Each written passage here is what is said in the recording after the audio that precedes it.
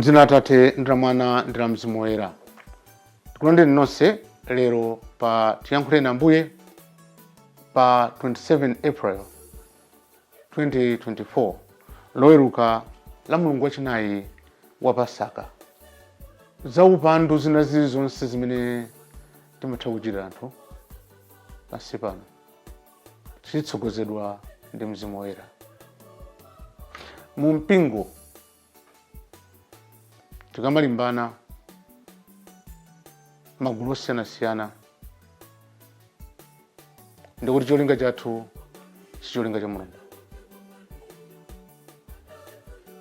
Timpemphe Mulungu atithandize kumuzindikira Iyeyo pa zochitika za tsiku ndi tsiku. Tidziwenso nena kuti pomanga umodzi ndi Yesu Khristu timapanga umodzi ndi Atate amene adanituma. Mawu oyamba lero lino akuchokera m'Ntchito za Atumwi mutu 13 kuyambira ndime 44 kulekeza 52. Amene akutiwerengera mawu oyamba ndi Mayi Susan Namanja kuchokera ku St. Padre Pio Parish, Galiva, mu Archdiocese ya Lilongwe. Mthenga Woyera uchokera monga adalembera Yohane Woyera mutu 14 ndime 7 kulekeza 14. Amene akutiwerengera mawu a mthenga wabwino komanso kutigawira mawu ndi Reverend Father Maxwell Kubalasa kuchokera ku Christ the King Nambuma Parish mu Archdiocese ya Lilongwe. Mawu oyamba. Mawu a m'buku la Ntchito za Atumwi. Pa tsiku la Sabata linalo, pafupi anthu onse a mu mzindamo adasonkhana kuti amve mawu a Ambuye. Pamene Ayuda aja adaona anthu ambiriwo, adachita nsanje kwambiri. Adayamba kutsutsa zimene Paulo ankanena ndipo adanchita chipongwe. Koma Paulo ndi Barnabasi adalankhula molimbika adati, kudayenera ndithu kuti tiyambe talalika mawu a Mulungu kwa inu. Tsono popeza kuti mwawakana, ndipo potero mwaonetsa nokha kuti ndinu osayenera kulandira moyo wosatha, ife tikusiyani, tipita kwa anthu akunja. Paja Ambuye adatilamula kuti, ndakuyika kuti uwunikire anthu akunja, kuti mwa iwe ndipulumutse dziko lonse lapansi. Pamene anthu a mitundu ina aja adamva zimenezi, adakondwa nayamikira mawu a Ambuye. Ndipo onse amene Mulungu adawasankha kuti alandira moyo wosatha adakhulupirira. Mawu a Ambuye adafalikira m'dziko monse muja. Koma Ayuda aja adawumitsa mitima ya akazi ena pamwamba opembedza Mulungu ndiponso ya atsogoleri achimuna a mu mzindamo. Tsono adayambitsa mazunzo osautsa Paulo ndi Barnabasi nawapirikitsa m'dziko mwawomo. Koma iwo adasansa fumbi la kumapazi kwawo mowatsutsa napita ku Ikoniyo. Ndipo ophunzira a ku Antiokeya adadzazidwa ndi Mzimu Woyera ndipo adakhala ndi chimwemwe chachikulu. Mawu a Ambuye. Tithokoze Mulungu. Ambuye akhale nanu, akhalenso ndi mzimu wanu.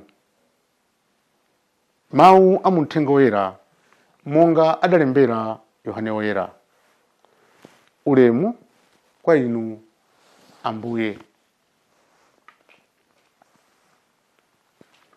Pa nthawi yomweyo Yesu adati, mukadandidziwa ine, Atate anganso mukadawadziwa. Kuyambira tsopano mukuwadziwa ndipo mwawaona. Filipo adati, Ambuye tionetseni Atatewo, mukatero tikhutira. Yesu adamuyankha kuti, iwe Filipo, ndakhala nanu nthawi yonseyi ndipo sunandidziwebe? Amene waona ine waonanso Atate. Nanga bwanji ukuti tionetseni Atate? Kodi sukhulupirira kuti ine ndimakhala mwa Atate ndipo Atate amakhala mwa ine? Mawu amene ndimakuwuzani sachokera kwa ine ndekhayi, koma Atate amene amakhala mwa ine ndiwo amagwira ntchito yawo. Mundikhulupirire kuti ine ndimakhala mwa Atate ndipo Atate amakhala mwa ine. Kupanda apo, khulupiriranitu chifukwa cha ntchito zanga zomwezo. Ndithu ndikunenetsa kuti amene amandikhulupirira, ntchito zomwe ndimachita ine nayenso adzazichita, ndipo adzachita zoposa pamenepa, chifukwa ndikupita kwa Atate. Chilichonse chomwe mudzapemphe potchula dzina langa ndidzachita, kuti Atate adzalemekezedwe mwa mwana wanu. Ngati mudzandipempha kanthu potchula dzina langa ndidzakachitadi.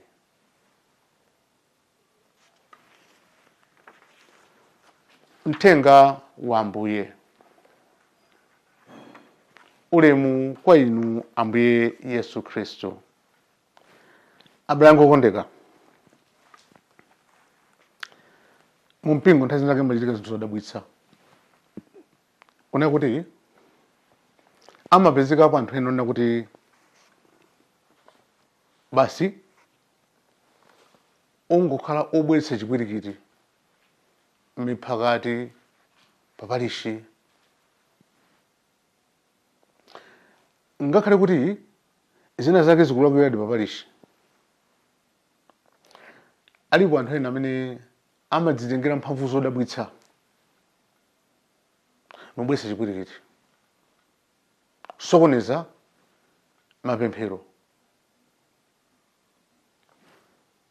Ineyo ndimakumbukira kwambiri malemu Ambuye Ziyaye. Amakondonena kuti anthu ngati simukumvana, ndifika ponena kuti wina nkumatengera mphamvu zake za ndewu kuti atsitsire vuto limene lilipo, ndi chizindikiro chonena kuti Mzimu Woyera palibepo. Chifukwa Mzimu Woyera amabweretsa umodzi. Sikunena kuti anthu sasiyana maganizo, amasiyana maganizo anthu, komano pamapeto pake amene kulumikizana pamodzi. Chifukwa ngati aliyense akuyendera cholinga cha Mulungu, Mulungu cholinga chake chimodzi, mwina kumana pena pake. Koma ngati mpita usemphanabe, wina akuyendera maganizo ake, kapena nonsenu muyendera maganizo anu, chifukwa mukulephera kuti mukumane. Koma onse otsatira cholinga cha Mulungu amakumana, chifukwa cholinga cha Mulungu ndi chimodzi. Tikuona mawu athu oyamba lero kunena kuti mmene Chikhristu chimayamba chidayambika pakati pa Ayuda. Ndipo lolemba lija tidaona kunena kuti Petro adampanikiza Ayuda anzake. Chifukwa chani unapita pa anthu achikunjayo?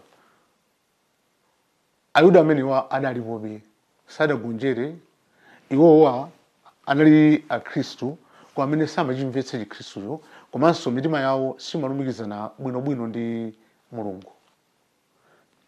Chomwe ndingane kuti Mzimu Woyera samatsogolera, adazipatsa ntchito yongolondola kulikonse kumene anzawo kupita kumabweretsa chipwirikiti. Komanso panali Ayuda ena amene achuluka mmawu amene tawerenga lero. amene sadali akhristu koma adapsa mtima zedi kuti nzawo Paulo amene ankachita za upandu kuchitira mpingo adawathawa ndikukalowa mbali ya amene amasakawo. Choncho Yoswa adadzipatsa mphamvu yosaka Paulo kulikonse kumene amapita, ndipo amalimbana naye kutsutsa zimene amaphunzitsa komanso ngakhale kuchita upandu kuti athane naye. Anthu ena amanena kuti akutumikira Mulungu pochita upandu. Mulungu amene ali chikondi sangatume munthu kupanga upandu. Alipo anthu ena amene amakaba kena kukathokoza Mulungu nuperekanso zambiri kutchalichi monga timanenera, ukathokoza Mulungu kuti mwandithandiza. Palibe chithandizo cha Mulungu penepo. Mulungu ndi chikondi, sathandiza pa zoyipa. Ndipo alipo ena amene amachita katangale kuba chuma cha boma, nkumanena kuti sapatsa pamanja. Unena tu Mulungu ameneyo kuna kuti njira zimene akuberazo ndi chithandizo cha Mulungu chimene chikuwathandiza kuti akhale successful. Ameneyo si Mulungu. Mulungu mulibe banga lina siloyipa.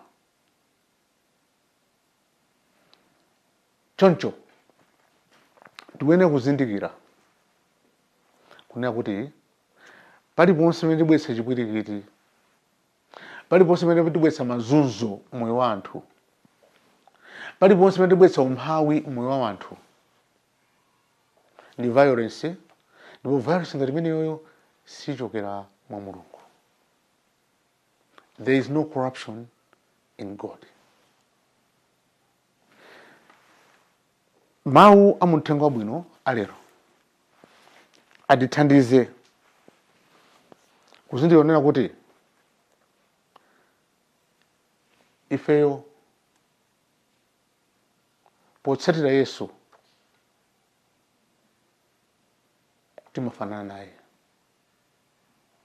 Ambuye Yesu anena kuti abale ake enieni ndi amene amamva mawu a Mulungu ndi kuwagwiritsa ntchito. Potsatira Yesu, chiphunzitso chake ndipo ntchito zake, akuti zazikulu zimene iyeyo amachita, zazikulu zimene iyeyo amachita, wokhulupirirayo nayenso adzachita zomwezo. Tipemphe kwa Mulungu kunena kuti pang'ono ndi pang'ono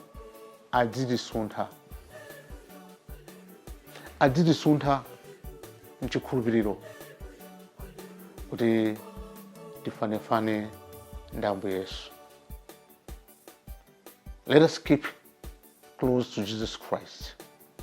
Tsiku lonse lero tiyeni tikhale pafupi ndi Yesu Khristu, tiphunzire kwa iyeyo tsiku lonse la lero. Amen.